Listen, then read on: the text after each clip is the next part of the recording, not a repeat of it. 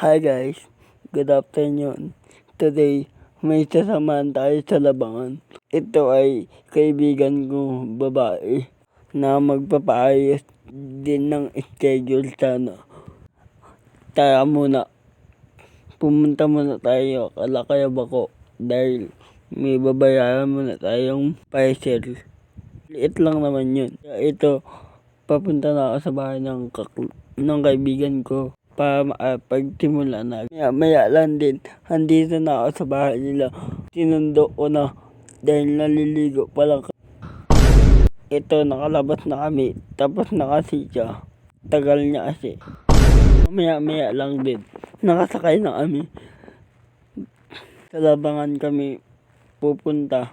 Magpapaayos kasi ng schedule sana. Tapos ako, papogi lang ako dyan naman, papogi. Aray ko! Maya lang dito. Andito na kami sa labangan. Punta na agad kami sa registra dahil din kami magpapaayos. Yan lang.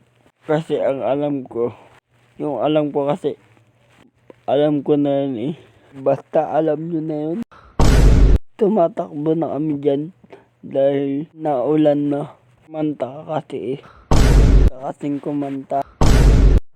Maya lang din, nakapasok na kami. Agad naman kami pumunta sa registra para magpaayos ng schedule.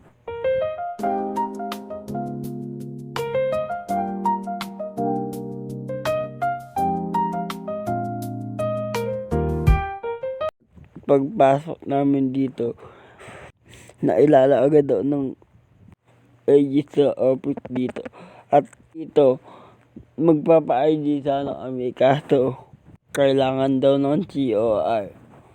Pero pwede pa naman daw sa 11 na lang daw magpa-ID. Naglaan lang kami.